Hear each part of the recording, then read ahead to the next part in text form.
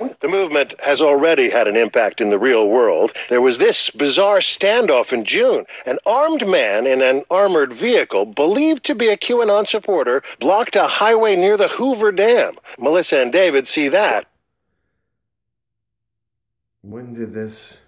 All of a sudden they're saying that this person was a QAnon follower, supporter. This is the first I'm hearing about it. I mean, if this guy was, or if QAnon was such a big deal, or was such a big deal, and part of like why they're just releasing this now. I mean, unless they did already, I mean, and I missed it, but no, because because QAnon is now mainstream.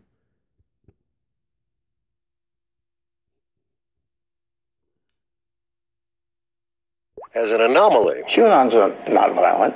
It doesn't even. Matter of fact, he says stay away from it. If things go down, just let it happen. It's all part of the plan. QAnon started in the dark corners of cyberspace. This thought to be one of the origin posts by Q on the message board 4chan. It's from October of last year. And they're very cryptic sort of messages that require a level of deciphering. We do some of that, but a lot of times we just rely on people that we call the Anons. From there, Q made the leap to more mainstream sites like Reddit and YouTube, and onto the Twitter feed of public figures like Roseanne Barr. She tweeted, for example, last year, "Who is Q?" or "I want to meet Q," stuff like that. This Roseanne Barr tweet from March of 2018, since deleted, tapped into one of QAnon's core beliefs that President Trump is breaking up child sex trafficking rings. What first attracted Melissa and David is that they share a deep distrust of politics as usual, bordering on disgust.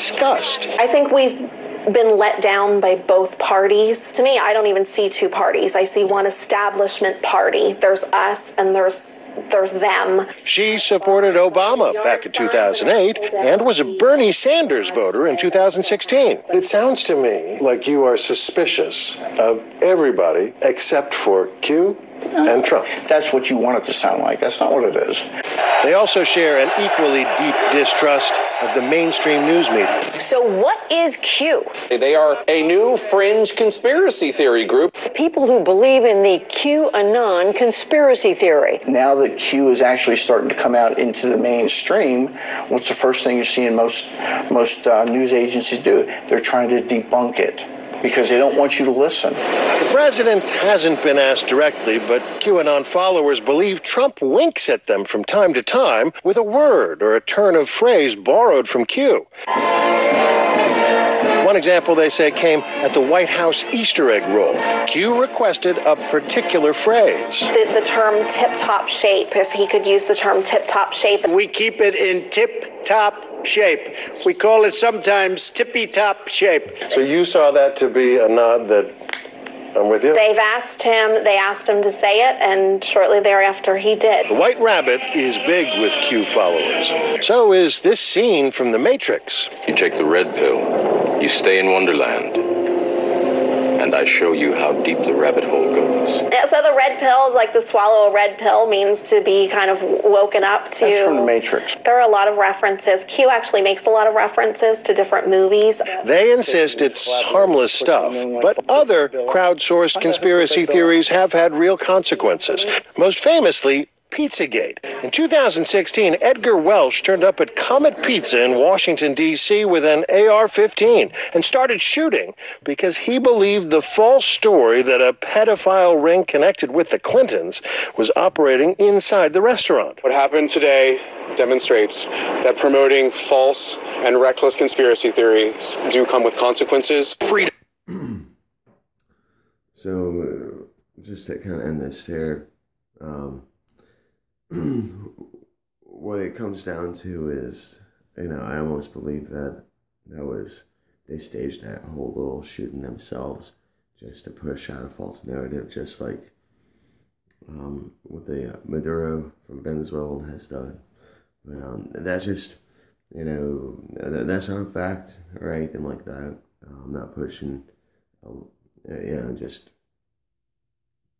because I believe there's something going on, but I don't have enough facts or evidence to push a direct narrative. But so yeah, they're already calling us. They've always called us conspiracy theorists and everything like that. And well, I'm sorry, we're not. We analyze things. We're critical thinkers, and and they've turned conspiracy theory into a weaponized word. It's part of MK Ultra, the mind control program. There's many forms of mind control, from televisions to sports to trigger words. Like people automatically dismiss someone who says it's just a conspiracy theory. But all right, take care, y'all. Where we go one, we go all. Be safe, guys. Stay strong. Love y'all.